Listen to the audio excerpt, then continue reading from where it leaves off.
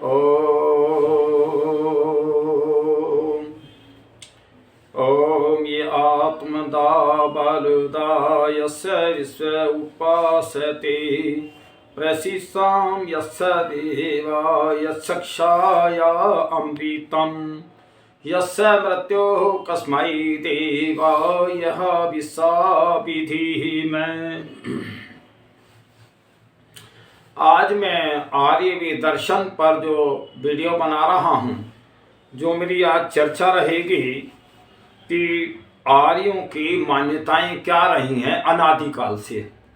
जब से सृष्टि बनी है 1,96,08,53,125 वर्ष दुनिया बने हुए हैं, तब से जो आर्यों की मान्यताएं, आज मैं उस पर चर्चाएं करूंगा कि आर्यों की विचारधाराएं कैसी हैं, आर्यों के कर्म क्या होते हैं, उनकी सोच क्या होती है, ज्ञान क्या होता है, और वो दुनिया के बारे में क्या सोचते हैं। तो इसके बारे में आज चर्चा होगी। भाई, आर्य तो हम विश्व का कल्याण चाहते हैं, ये हमारी भावनाएं होती है प्रत्येक आर्य की। विश्व का कल्याण हो, अच्छे मार्ग पे चलें, सब सुख शांति प्राप्त करें। तो मैं आज उसी की चर्चाएं करूंगा आज की वीडियो में। देखिए, नंबर 1, जो भी हम कार्य करें तो उस परम पिता परमात्मा की आज्ञा से उसका गुणगान करके ही करें। तो यहाँ आता है नंबर 1, ईश्वर जिसके गुण कर्म स्वभाव और स्वरूप सदा से ही जो केवल चेतन मात्र वस्तु है, तथा जो एक आदित्य सर्वशक्तिमान निराकार सर्वयज्ञ सर्वव्यापक अनादि और अनंत आदि सत्य गुण वाला है, और जिसका स्वभाव अविनाशी ज्ञानी और आनंदी शुद्ध न्यायकारी दयालु और अजन्म आदि है, जिसका कर्म जगत की उत्पत्ति पालन और विनाश करना तथा सब जीवों को पाप पुण्य के फल ठीक ठीक पहुंचाना, उसको ईश्वर कहते हैं। अभी मैंने जो पहले व्याख्या की है ईश्वर की, कि जो ईश्वर का ये काम है, जिसके अंदर ये गुण कर्म स्वभाव, वो ईश्वर है। नंबर 2 पे धर्म जिसका स्वरूप ईश्वर की आज्ञा का यथावत पालन करना और पक्षपात रहित न्याय सर्वदित करना है, जो कि प्रत्यक्षादि प्रमाणों से सुपरीक्षित और वेदोक्त होने से सब मनुष्यों के लिए एक और मानने के योग्य है, उसको धर्म कहते हैं। सारे विश्व के लोगों का जो एक समान विचारधारा हो, ईश्वर की आज्ञा, उसको धर्म कहते हैं। नंबर 3, अधर्म किसको कहते हैं? जिसका स्वरूप ईश्वर की आज्ञा को छोड़ना और पक्षपात सहित और अन्यायी होके बिना परीक्षा करके और अपना ही हित करना, और जो अविद्या हट अभिमान क्रूरता आदि दोष युक्त होने के कारण वेद विद्या से विरुद्ध है और सब मनुष्यों को छोड़ने के योग्य है, यह अधर्म कहलाता है। ये अधर्म की बात है, जो आदमी अपना ही भला सोचे, दूसरे का नुकसान करे, हत्याएं करे, वो अधर्म है। नंबर 4, पुण्य जिसका स्वरूप विद्या आदि शुभ गुणों का दान और सत्य भाषण आदि और सत्य आचार का करना है, उसको पुण्य कहते हैं। नंबर 5 पे पाप जो पुण्य से उल्टा है और मिथ्या है, झूठा है, करना है, उसको पाप कहते हैं। फिर आता है सत्य भाषण, जैसा कुछ अपने आत्मा में हो और असंभव आदि दोषों से रहित करके सदा वैसा ही सत्य बोले, उसको सत्य भाषण कहते हैं। जो सत्य होता है, न्याय युक्त बोलता है, वो सत्य भाषण है। नंबर 7 पर मिथ्या भाषण, जो कि सत्य भाषण अर्थात सत्य बोलने से विरुद्ध है, उसको असत्य भाषण कहते हैं, झूठ कहते हैं उसको। फिर आता नंबर 8 विश्वास, जिसका मूल अर्थ और फल और निश्चय करके सत्य ही हो, उसका नाम विश्वास है। नंबर 9 के अविद्या अविश्वास। अविश्वास जो विश्वास से उल्टा है, जिसका सत्य अर्थ न हो, सत्य अर्थ ना हो, तो वह अविश्वास कहलाता है। नंबर 10 परलोक, जिसमें सत्य विद्या से परमेश्वर की प्राप्ति और पूर्वक इस जन्म व पुनर्जन्म और मोक्ष में परम सुख प्राप्त होना है, उसको परलोक कहते हैं। परलोक कह लो, परलोक का मतलब है मुक्ति प्राप्त करना। फिर आता है परलोक, जो परलोक से उल्टा है, जिसमें दुख विशेष भोगना होता है, वह अपरलोक कहलाता है। नंबर 12 जन्म, जिसमें किसी इस शरीर के साथ संयुक्त होके जीव कर्म करने में समर्थ होता है, उसको जन्म कहते हैं। फिर आता है नंबर 13 और मरण, जिस शरीर को प्राप्त होकर और जीव क्रिया करता है, उस शरीर और जीव का किसी काल में जो वियोग हो जाना है, उसको मृत्यु कहते हैं, मरण कहते हैं। जब जीव आत्मा शरीर छोड़ देता है, वो मृत्यु है। नंबर 14 स्वर्ग, जो विशेष सुख और सुख की सामग्री की जीव प्राप्त होता है, उसको स्वर्ग कहते हैं। भाई स्वर्ग का माने सुख प्राप्त होना, और सुख प्राप्त होगा जब आप अच्छे धर्मयुक्त कार्य करेंगे। फिर आता है नरक, जो विशेष दुख और दुख की सामग्री को जीव का प्राप्त होना है, उसको नरक कहते हैं। जो उल्टे सीधे कर्म करते हैं, चोरी करते हैं, मांस खाते हैं, शराब पीते हैं और गाली गलौज करते हैं, ये सारा नरक का काम है। अब आता है नंबर 16 विद्या, जिसमें ईश्वर से लेके पृथ्वी पर्यंत पदार्थों का और सत्य विज्ञान होकर उससे और यथा योग्य उपकार लेना होता है, इसका नाम विद्या है। और देखिए कोरे गपोड़े हो रहे, पढ़ाया जा रहा है और है अविद्या, कह रहे हैं विद्या। नंबर 17 अविद्या, जो विद्या से विपरीत भ्रम, अंधकार और ज्ञान रूप है, इसीलिए उसको अविद्या कहते हैं। नंबर 18 सत्य पुरुष, जो सत्य विद्या, धर्मात्मा, विद्वान, सबके हितकारी और महस्य होते हैं, वे सत्पुरुष कहते हैं, जो संसार का कल्याण करते हैं।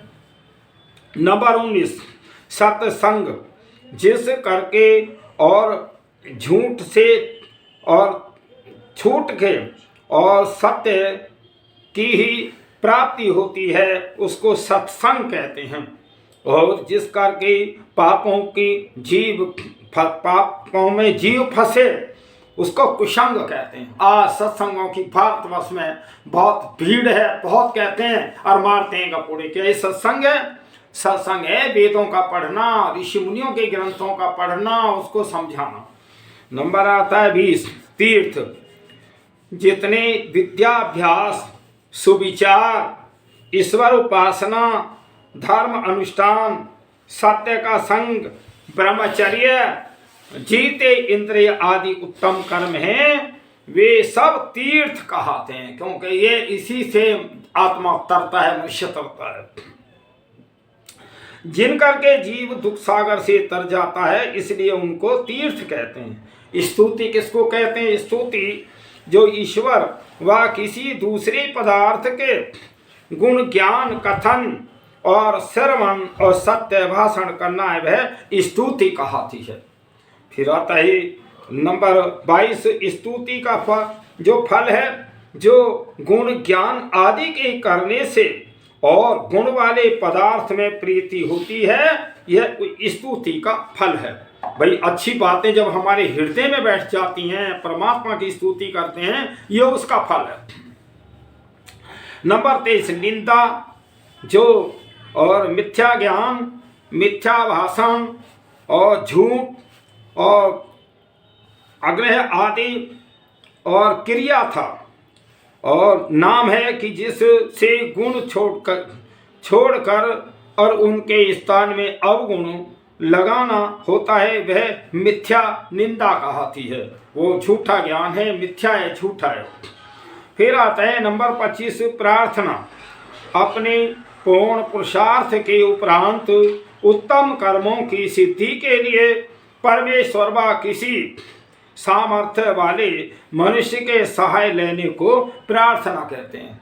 अब प्रार्थना में तभी परमात्मा सफल करता है जब जितना तुम्हारा सामर्थ्य है उतना करोगे, उतना ही देगा परमात्मा। और नंबर 26 उपासना।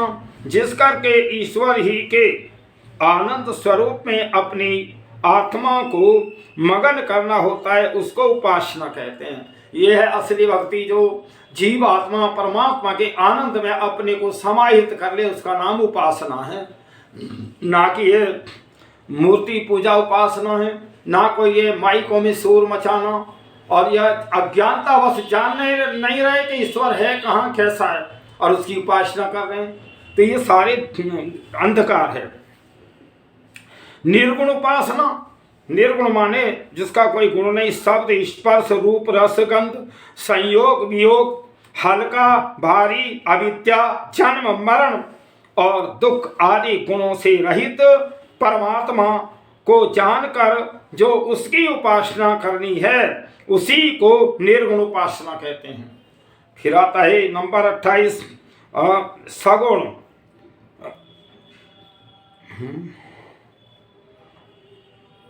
सगुण उपासना जिसको सर्वज्ञ सर्वशक्तिमान शुद्ध और नित्य आनंद सर्वव्यापक एक सनातन और सर्वकर्ता सर्वाधार सर्वस्वामी और सर्वनियंता सर्व अंतर्यामी मंगलमय सर्व आनंद सर्व पिता सब जगत का रचने वाला न्यायकारी दयालु आदि सत्य गुणों से युक्त जान के जो ईश्वर की उपासना करता है उसको सगुण उपासना कहते हैं। तो इसलिए और फिर नंबर 29 मुक्ति, अर्थात जिससे सब बुरे कर्मों और जन्म मरण आदि दुख सागर से छूटकर और सुखमय परमेश्वर को प्राप्त होके और सुख में ही रहना है, वह मुक्ति है।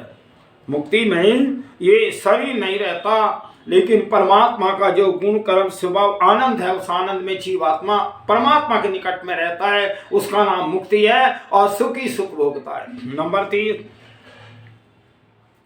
और मुक्ति के साधन, अर्थात जो पूर्वोक्त ईश्वर की कृपा स्तुति प्रार्थना और उपासना का करना तथा धर्म का आचरण और पुण्य का करना, सत्संग और विश्वास तीर्थ सेवन सत्य पुरुषों का संग परोपकार करना आदि सब अच्छे कर्मों का करना और सब दुष्ट कर्मों से अलग रहना, ये सब मुक्ति के साधन हैं।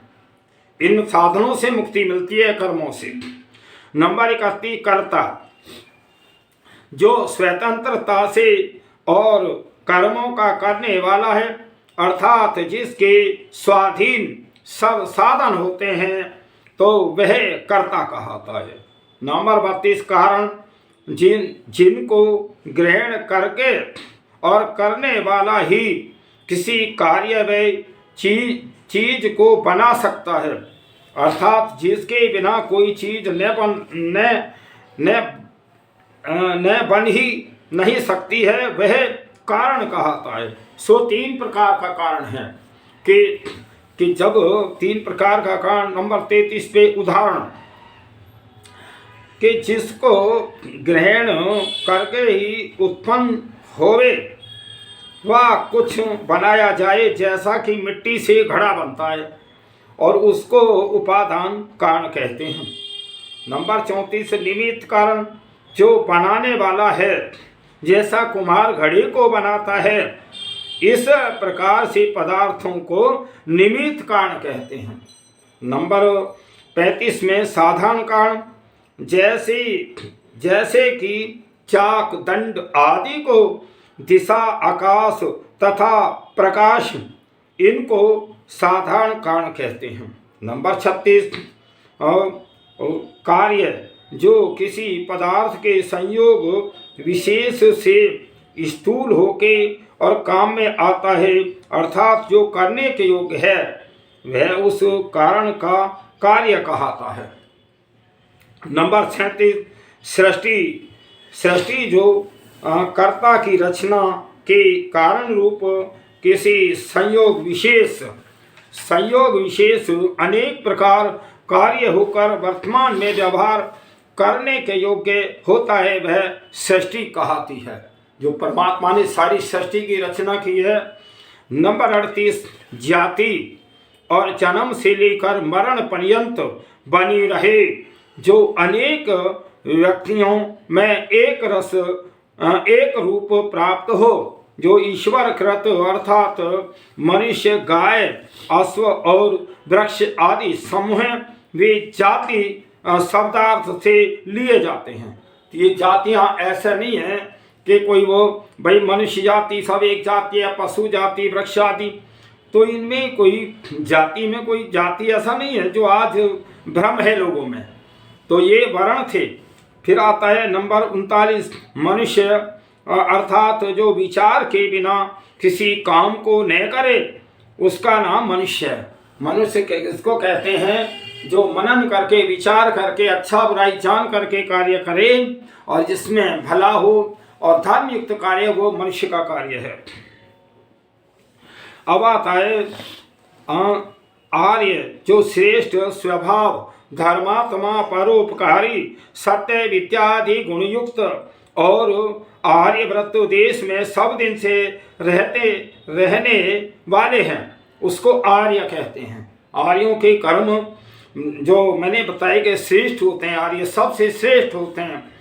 फिर आता है आर्यव्रत देश, जो हमारा आर्यव्रत देश था, जिसमें अनादिकाल से सृष्टि की उत्पत्ति में जो आर्यों का जन्म हुआ, ये देश की सीमाएं बता रहा हूँ। आज उल्टा बड़ा पढ़ाया जाता है कि आर्य बाहर से आए। भाई बाहर से आए तो यहाँ कौन था, इसलिए गलत है। आर्यव्रत देश हिमाचल, विंध्याचल, सिंधु नदी, ब्रह्मपुत्रा नदी, इन चारों के बीच और जहाँ तक उनका विस्तार है, उसके मध्य में जो देश है उसका नाम आर्यव्रत देश है। ये सीमाएं हमारे आर्यव्रत देश की। नंबर 42, दस्सु। अनार्य अर्थात जो अनाड़ी, आर्यों के स्वभाव और निवास से पृथक डाकू, चोर, हिंसक की जो दुष्ट मनुष्य हैं, वह दस्यु कहते हैं। और वर्ण शब्दार्थ कहते हैं। नंबर 43, वर्ण जो गुण और कर्म के योग से ग्रहण किया जाता है, वह वर्ण शब्दार्थ से लिया जाता है। जैसे मनुष्य के गुण कर्म स्वभाव है, उसको उसी उसमें गिना जाता है।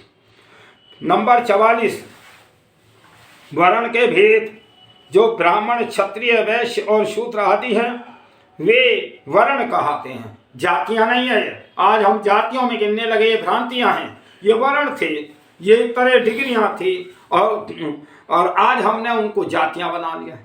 यहाँ जो है ये अविद्या है। नंबर 45, आश्रम जिनमें अत्यंत परिश्रम करके उत्तम गुणों का ग्रहण और श्रेष्ठ काम किए जाएं, उसको आश्रम कहते थे। जहाँ ऋषि मुनि होते थे, ज्ञान देते थे, याचावन होते थे, उसका नाम आश्रम है। नंबर 46, आश्रम के भेद जो सत्य, विद्यादि शुभ गुणों का ग्रहण तथा जीते इंद्रियता से आत्मा और शरीर के बल को बढ़ाने के लिए ब्रह्मचारी जो संतान उत्पत्ति और विद्या आदि सब व्यवहारों को सिद्ध करने के लिए गृहस्थ आश्रम जो विचार के लिए गृहस्थाश्रम इसके लिए और विचार के लिए वानप्रस्थ और सर्वोत्तम करने के लिए संन्यास आश्रम होता था। ये 4 आश्रम कहते हैं।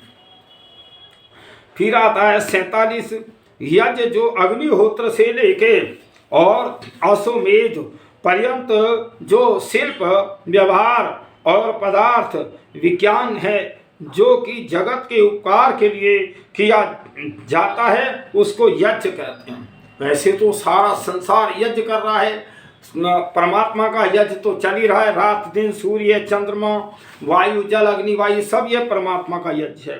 कर्म जो मन इंद्रिय और शरीर में जीव चेष्टा विशेष करता है सो कर्म कहलाता है। वह गुण अशुभ और मिश्र भेद से 3 प्रकार का होता है जो मनुष्य मन में विचार करता है।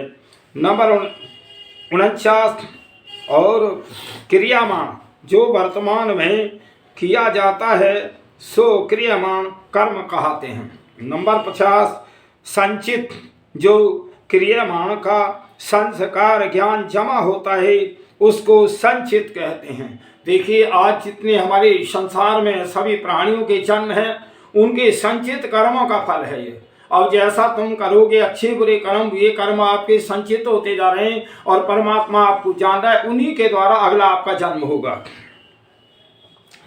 संचित कहते हैं। नंबर 51 प्रारब्ध जो पूर्व किए हुए कर्मों के सुख दुख रूप फल का भोग किया जाता है उसको प्रारब्ध कहते हैं। प्रारब्ध माने पिछले कर्म कहते हैं। और जिसको कहते हैं हमारे भाग में ये लिखा, हमारे भाग में वो लिखा, भाग क्या है? पिछला कर्म है तुम्हारा। नंबर 52 अनादि पदार्थ जो ईश्वर जीव और सब जगत का कारण है, ये 3 स्वरूप से अनादि पदार्थ हैं। ईश्वर जीव और ये प्रकृति, ये अनादि हैं, ना कोई इनका शुरुआत है ना अंत होगा। तो इसलिए नंबर 53 प्रभाव से अनादि पदार्थ जो कार्य जगत जीव के कर्म और जो इनका संयोग वियोग है, ये 3 परंपरा से अनादि हैं। तो इसलिए फिर नंबर 54 अनादि स्वरूप जो ने कभी उत्पन्न हुआ हो और जिसका कोई कारण न होवे, अर्थात जो सदा से स्वयं सिद्ध हो, वह अनादि कहता है। तो ये अनादि का मतलब लोग कहते हैं कि जीवात्मा परमात्मा ने बनाया, तो ये परमात्मा ने जीवात्मा नहीं बनाया, परमात्मा भी अनादि है, जीवात्मा भी अनादि है। और संसार के जो संसार बनाए वे पदार्थ भी अनादि हैं। परमात्मा ने भी ये पदार्थ नहीं बनाए, पदार्थों से दुनिया बनाई है परमात्मा ने, ये सोचो। तो इसलिए और पुरुषार्थ अर्थात सर्वथा आलस्य छोड़ के उत्तम व्यवहारों की सिद्धि के लिए मन शरीर वाणी और धन से जो अत्यंत उद्योग करना है उसको पुरुषार्थ कहते हैं। नंबर 56 पुरुषार्थ के भी जो भ्रांत वस्तु की इच्छा करनी, प्राप्त का अच्छी प्रकार रक्षण करना, रक्षित को बढ़ाना, बढ़े हुए और पदार्थों का सत्य विद्या की उन्नति में तथा सबके हित करने में खर्च करना, इन 4 प्रकार के कर्मों को पुरुषार्थ कहते हैं। ऋषि कहते हैं जो हमने जो है उसको वहीं रहने दो और आगे पुरुषार्थ करते जाओ, और उसका नाम पुरुषार्थ है। परोपकार अर्थात अपने सब सामर्थ्य से दूसरे प्राणियों के सुख होने के लिए जो तन मन धन से प्रयत्न करना है वह परोपकार कहलाता है। इसलिए ये हमारे ऋषियों की आर्यों की बहुत अच्छी अनादिकाल से मर्यादा परमात्मा ने हमें वेद का ज्ञान दिया था।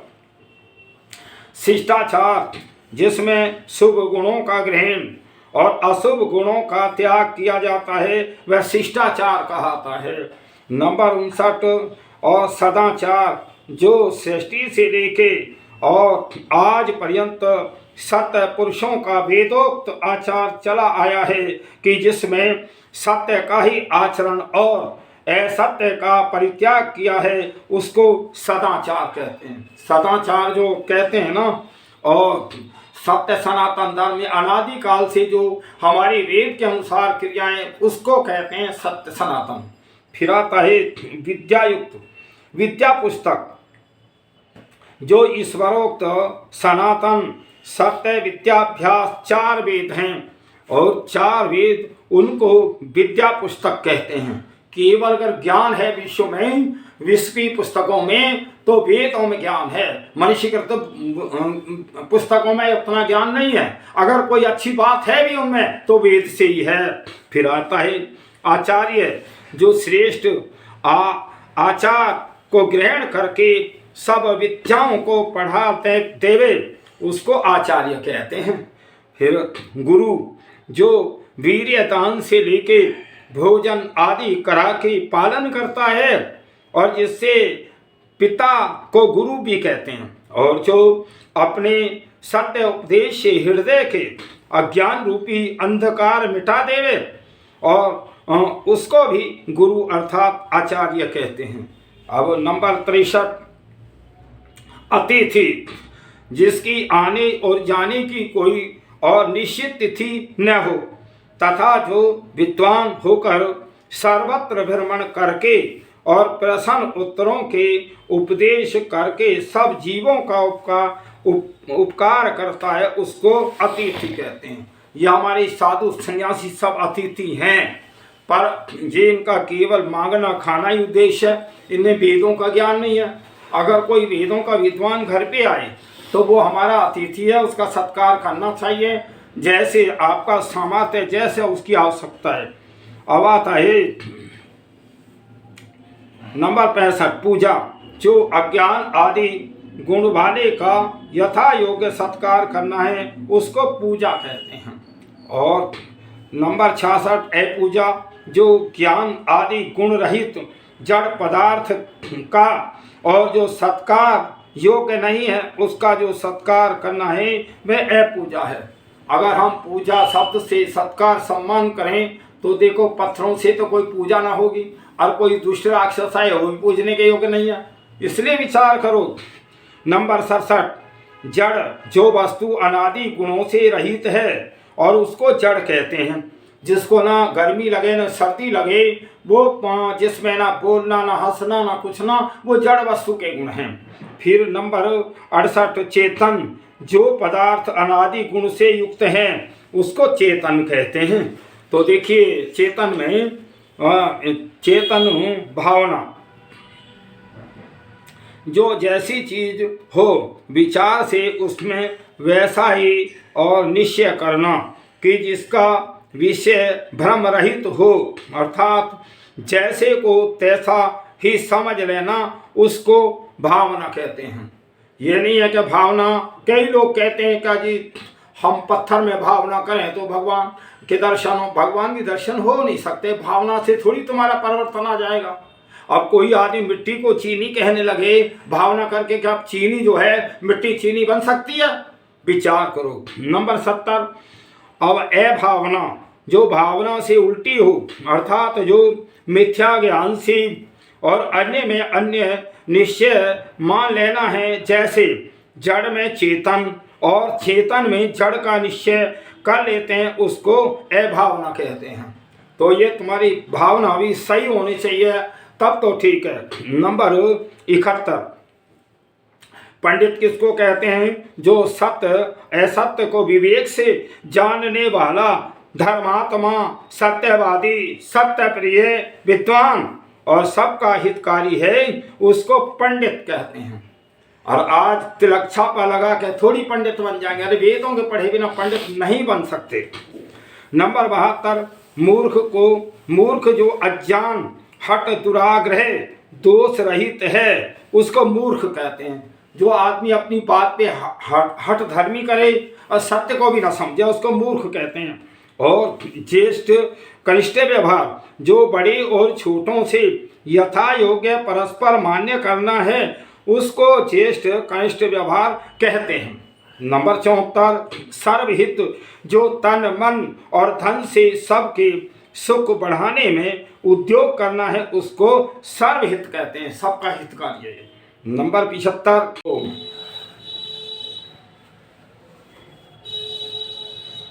जो बड़े और छोटों से यथा योग्य और परस्पर मान्य करना है, उसको ज्येष्ठ कनिष्ठ व्यवहार कहते हैं। नंबर 74, सर्वहित, जो तन मन और धन से और सबके सुख बढ़ाने में उद्योग करता है, उसको सर्वहितकारी कहते हैं।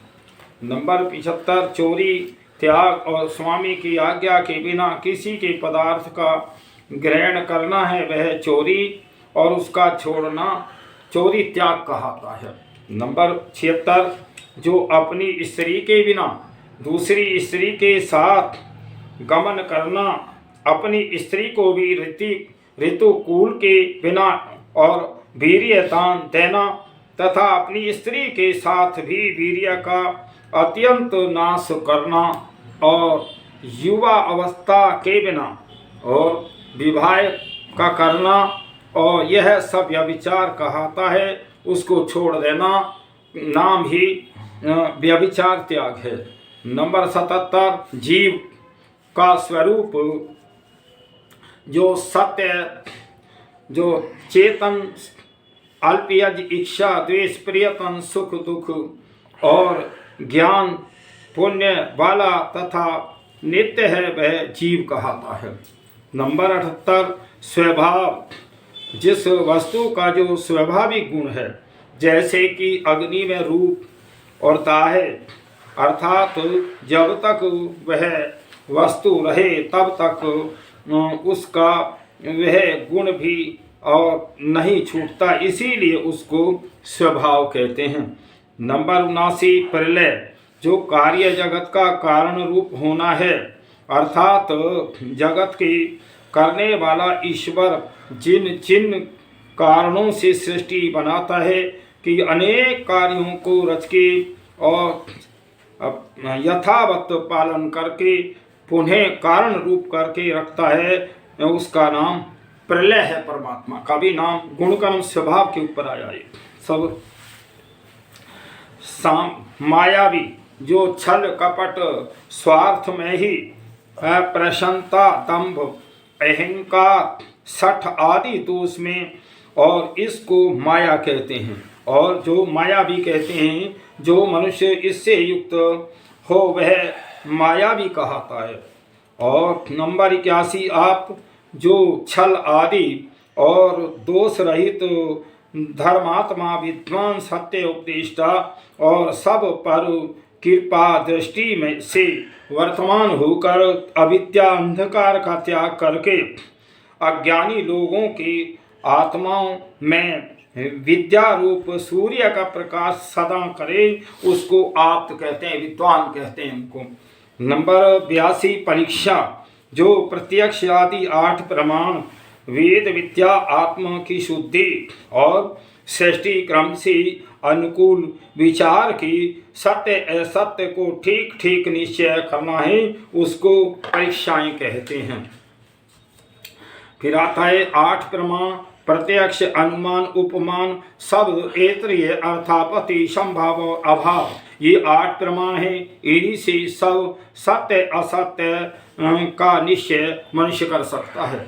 नंबर 84 जिसमें लक्ष्य जाना जाता है कि उसका स्वाभाविक गुण है, जैसे कि रूप में अग्नि आना जाना है, जाना जाता है, इसीलिए उसको लक्षण कहते हैं। नंबर 85 प्रमेय जो प्रमाणों से जाना जाता है, जैसे कि आँख का प्रिय रूप अर्थ है जो कि इंद्रियों से प्रतीत होता है, उसको प्रमेय कहते हैं। और नंबर 86 प्रत्यक्ष जो प्रत्यक्ष शब्द आदि और पदार्थों के साथ श्रोत्र आदि इंद्रियां और मन के निकट संभव से जो ज्ञान होता है उसको प्रत्यक्ष कहते हैं। जो मन ने भी जान लिया, आत्मा ने जान लिया और इंद्रियों से जाना। तो अनुमान किसी पूर्व दुष्ट दृष्ट पदार्थों के एक संग को प्रत्यक्ष देख के पश्चात उसके अदृश्य अंगों का और जिसमें यथावत ज्ञान होता है उसको अनुमान कहते हैं। और उपमान जैसे किसी ने किसी से कहा कि गाय के सदृश नील गाय होती है, जैसे जो किसी सदृश उपमा ज्ञान होता है उसको उपमान कहते हैं। तो फिर आया है 89 शब्द और पूर्ण आप्त परमेश्वर और पूर्वोक्त आप्त मनुष्य का उपदेश है उसी को शब्द प्रमाण कहते हैं। नंबर 90 ऐतिहासिक, जो शब्द प्रमाण के अनुकूल ही हो, जो कि असंभव और झूठ लेस न हो, उसको ऐतिहासिक इतिहास कहते हैं, जिसमें झूठ ना हो। गपोड़े के इतिहास नहीं होते। नंबर 91 अर्थापत्ति, जो एक बात के कहने से दूसरी बिना कहे समझी जाए, उसको अर्थापत्ति कहते हैं। नंबर 92 संभव है, जो बात प्रमाण युक्ति और सृष्टि क्रम से युक्त हो, वह संभव कहलाता है। नंबर 93 अभाव, जैसे किसी ने किसी से कहा कि तू जल ले आ, तो उसने वहाँ देखा कि यहाँ जल नहीं है, परंतु जहाँ जल है वहाँ से ले आना। तो चाहिए इस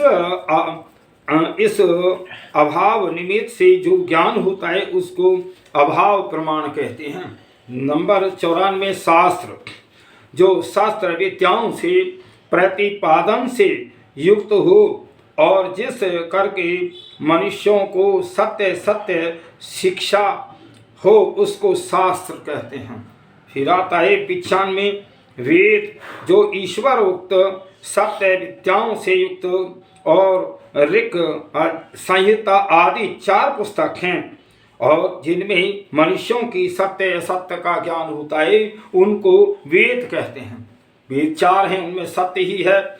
और फिर 96 पुराण, जो प्राचीन ऐतिह्य और सतपथ ब्राह्मण आदि ऋषि मुनि कृत और सत्यार्थ पुस्तक है, उन्हीं को पुराण और इतिहास, कल्प गाथा और नारायण संसी कहते हैं। नंबर 97 उपवेद, और जो आयुर्वेद वैदिक शास्त्र, जो धनुर्वेद शास्त्र विद्या राजधर्म, जो गंधर्व वेद और गान शास्त्र, और जो अथर्ववेद शिल्प शास्त्र है, इन चारों को उपवेद कहते हैं। अब आता है वेदांग, जो शिक्षा, कल्प, व्याकरण, निरुक्त, छंद और ज्योतिष आर्य सनातन सत्य है शास्त्र हैं, इनको वेदांग कहते हैं।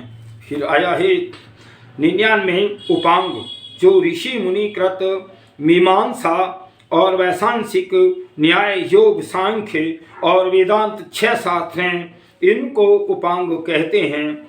100 में नमस्ते, मैं तुम्हारा मान्य करता हूँ। हम सभी को विश्व के लोगों नमस्ते ही करना चाहिए, क्योंकि नमस्ते सृष्टि की आदि में है, और जितने भी तुम कहते हो ना, उसमें कोई तत्व नहीं है। न राम राम में न वालेकुम सलाम, जो भी जय भीम जो भी कहते हैं, ये मनुष्यों पे या उस पे तो हैं।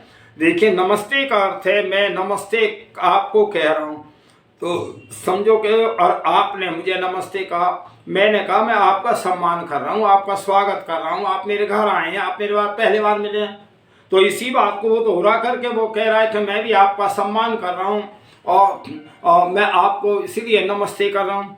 तो ये जो है नमस्ते का अर्थ है, सभी को नमस्ते करना चाहिए। और आज का जो मेरा ये वीडियो है वो यहीं तक रहेगा। जो मैंने आर्यों की मान्यताएं रही हैं, जो अनादिकाल से आर्यों के गुण कर्म स्वभाव रहे, उसी की चर्चा की है।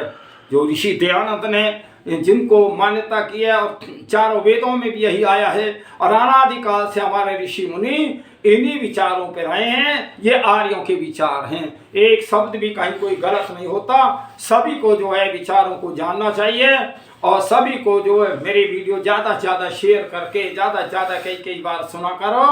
और परम पिता परमात्मा आपकी आत्मा में ज्ञान दे, बुद्धि दे, बल दे। मैं ऐसी परम पिता परमात्मा से कामना करता हूँ। आप ज़्यादा से ज़्यादा मेरी वीडियो शेयर किया करें। और मैं इतना ही कह करके ओम शांति।